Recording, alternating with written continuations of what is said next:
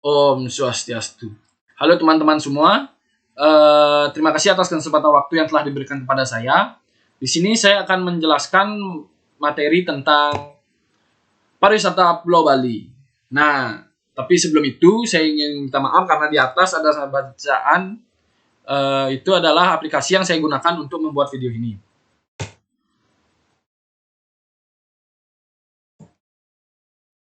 Sebelum kita masuki materi, saya ingin menjelaskan tentang pariwisata dulu. Pariwisata ini adalah suatu perjalanan yang dilakukan untuk sementara waktu dari suatu tempat ke tempat lain dengan maksud bukan untuk berusaha atau bisnis atau untuk mencari nafkah, bisa untuk mencari nafkah di tempat yang dikunjungi. Tetapi semata-mata untuk menikmati perjalanan tersebut guna pertamasyaan dan rekreasi atau untuk memenuhi keinginan yang beraneka ragam. Next. Nah, sebelum itu saya ingin memperkenalkan diri saya dulu terlebih dahulu. Perkenalkan, nama saya Imadi Danang Surya Mahartika.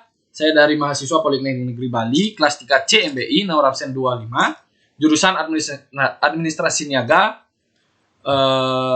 Dan ini adalah sekilas foto dari diri saya sendiri. Oke, lanjut. Grafik perekonomian di Bali. Ini adalah contoh grafik yang menurut saya sendiri, pendapat pribadi saya sendiri. Yang pertama ada 2017, 2018, 2019, dan 2020. Di 2017, perekonomian di Bali 27%. Dan di tahun 2018, perekonomian di Bali meningkat menjadi 29%. Di tahun 2019, meningkat menjadi 31%, dan di tahun 2020, perekonomian di Bali menurun sangatlah drastis menjadi 13% dikarenakan COVID-19 yang masih berlalu sampai saat ini. Oke, lanjut. Ini adalah materi-materi yang saya ingin bawakan di presentasi ini. Yang pertama ada tempat wisata di Bali yang wajib dikunjungi. Yang kedua ada makanan-makanan khas Bali. Yang ketiga ada aturan-aturan tempat wisata di Bali. Dan yang terakhir adalah penutup. Oke, kita masuk ke materi awal. Tempat wisata di Bali yang wajib dikunjungi. Yang pertama ada Pura Luhur Watu. Pura Luhur Uluwatu. Pura Luhur Uluwatu ini merupakan pura yang berada di wilayah Desa Pecatu, Kecamatan Kute, Badung. Pura yang terletak di ujung barat daya Pulau Bali di atas anjungan batu karang yang terjal dan tinggi serta menjorok ke laut ini. Pura Luhur Uluwatu merupakan pura Sat Kayangan yang dipercaya oleh orang Hindu sebagai penyangga dari 9 mata angin. Pura ini pada mulanya digunakan sebagai menjadi tempat memuja seorang pendeta suci dari abad ke-11 bernama Empu Kulturan. Ia menurunkan ajaran desa adat dengan segala aturannya. Yang kedua ada Garuda Wisnu Kencana. Ini adalah sekilas fotonya dari Garuda Wisnu Kencana. Taman Budaya Garuda Wisnu Kencana yang disingkat GWK ini adalah sebuah taman wisata di bagian selatan Pulau Bali. Taman wisata ini terletak di Desa Ungasan, Kecamatan Kute Selatan, Kabupaten Badung. Kira-kira tuh 40 km dari di sebelah selatan Denpasar, ibu kota Provinsi Bali. Di areal Taman Budaya ini didirikan sebuah landmark atau maskot Bali, patung berukuran raksasa Dewa Wisnu yang sedang menunggangi tunggangannya yang yaitu Garuda. Jadi makanya bisa dibilang Garuda Wisnu Kencana. Oke, lanjut. Pura Tanah Lot. Pura Tanah Lot salah satu pura penting bagi umat Hindu Bali dan lokasi pura terletak di atas batu besar yang berada di lepas pantai. Pura Tanah Lot merupakan ikon, sebelumnya. Pura Tanah Lot merupakan ikon pariwisata Pulau Bali. Selain itu, salah satu objek wisata terkenal Pulau Bali yang wajib harus dikunjungi. Karena saking terkenalnya tempat wisata di Bali ini, maka hampir setiap hari objek wisata ini selalu ramai dengan kunjungan wisata. wisatawannya. Ini adalah sekilas foto dari Pura Tanah Lot. Mungkin bisa dilihat dari keindahan alamnya dan suasananya, view-nya mungkin sudah kelihatan dari sini bahwa Pura Tanah Lot ini sangatlah ramai dikunjungi oleh wisatawan. Oke, lanjut. Ada tempat wisata Ubud. Tempat wisata Ubud ini salah satu tujuan liburan populer di Bali. Kawasan pariwisata Ubud identik dengan seni, budaya, serta keindahan alam pedesaan. Untuk budaya, banyak objek wisata Pura Hindu serta keindahan istana kerajaan. Keindahan alam juga menjadi keunggulan pariwisata Ubud. Lereng bukit hijau, sawah, berundak, dan serta sungai yang masih alami. Di sini ada Sangeh Monkey Forest. Sangeh Monkey Forest ini adalah salah satu objek wisata di Bali yang menarik untuk dikunjungi. Dan sambil mengenal lingkungan alam, objek wisata Sangeh ini merupakan kawasan hutan lindung yang didominasi pohon pala. Selain itu dapat melihat ratusan monyet di taman ini, di taman wisata Sangeh ini. Jadi Sangeh ini memiliki banyak binatang di sana seperti banyak monyet di sana beratus-ratusan dan keindahan dari pohon palanya itu. Mohon maaf sebelumnya. Oke, sekarang kita akan lanjut ke materi yang kedua yang yaitu makanan-makanan khas Bali. Di sini saya akan menjelaskan tentang apa aja sih makanan-makanan khas ya yang ada di Bali. Mungkin makanan khas Bali itu ada banyak ya, tapi ini saya akan menjelaskan 3 makanan favorit saya di Bali. Yang pertama ada sate lilit. Sate lilit ini merupakan makanan yang di dalam sesaji umat Hindu Bali pada upacara adat. Salah satunya adalah upacara adat Caru. Upacara adat ini bertujuan untuk menjaga keseimbangan alam semesta. Selain itu, Caru juga diadakan sebagai bentuk penghormatan dan penghargaan kepada dewa-dewa umat Hindu di Bali. Oke, lanjut. Yang kedua ada ayam betutu. Ayam betutu ini adalah lauk yang terbuat dari ayam yang berisi bumbu, kemudian dipanggang di dalam api sekam. Cita rasanya yang pedas, kaya akan rempah, membuat orang-orang terlena-lena dengan kenikmatannya. Dari gambar aja kita sudah melihat bahwa ayam betutu ini sangatlah enak gitu kan. Nah, kalau kalian ke Bali, misalnya nanti ke Bali, bisa dicoba di ayam betutu Gilimanuk. Itu adalah salah satu tempat ayam betutu yang bisa direkomendasikan. Dan yang terakhir adalah babi guling. Babi guling ini umat Hindu di Bali menggunakan daging babi guling sebagai bahan upacara atau sarana upacara. Soalnya, babi guling melambangkan kesuburan dan kemakmuran, namun karena adanya perkembangan zaman, pertambahan penduduk dan kebutuhan pangan yang semakin meningkat, babi guling pun mulai menjadi konsumsi masyarakat. Ini konsumsi untuk babi guling ini untuk masyarakat yang boleh memakan ini, kecuali mungkin agama Islam menurut saya. Karena Islam kan tidak boleh memakan babi guling ini.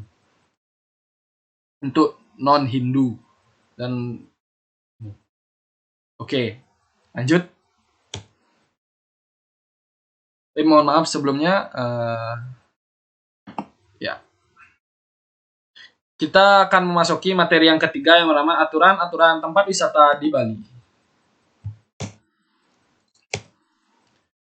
Yang pertama ini berpakaian dan berperilaku sopan. Kita harus berpakaian dan berperilaku sopan di saat kita memasuki tempat-tempat wisata ini agar kita enak untuk dilihat memasuki tempat wisata itu. Yang kedua, jangan pernah merusak sesajen karena orang Bali percaya dengan ada roh-rohnya, percaya dengan adanya roh-roh. Kita sebagai umat Hindu sering mengasih sesajen untuk membagikan sedikit makanan dari kita untuk roh-roh tersebut agar kita tidak diganggu. Oke, Yang ketiga ada jangan mengganggu ritual ibadah. Ketika kita maksudnya ritual ibadah itu kita sedang bersembahyang. Ketika kita sedang bersembahyang, kita tidak boleh mengganggu karena bisa menyebabkan ketidaknyamanan saat kita tidak sembahyang, saat kita sedang sembahyang. Oke, mohon maaf. Yang keempat, jangan memasuki pura saat haid. Mungkin untuk para wanita yang sedang berhalangan untuk dilarang memasuki pura saat haid dikarenakan ketika sedang haid atau sedang berhalangan itu diri kalian tuh sedang lagi kotor gitu loh. Makanya tidak diizinkan untuk memasuki pura. Yang kelima ada mengenakan kain saat masuk ke pura. Mengenakan kain ini maksudnya yang dimaksud adalah seperti menggunakan kaman atau enggak selendang. Itu termasuk sebagai berpakaian dan berperilaku yang sopan. Yang keenam ada hormati hari raya Nyepi. Kita harus menghormati hari raya Nyepi itu. Umat Bali ini selalu setiap tahunnya nih melakukan hari raya Nyepi. Hari raya Nyepi ini dalam satu hari kita tidak boleh kemana-mana. Kita hanya diam di rumah seperti itu. Tidak boleh menghidupkan lampu juga. Yang terakhir dilarang memegang kepala orang lain. Memegang kepala orang lain ini dianggap tulah oleh umat Bali seperti itu.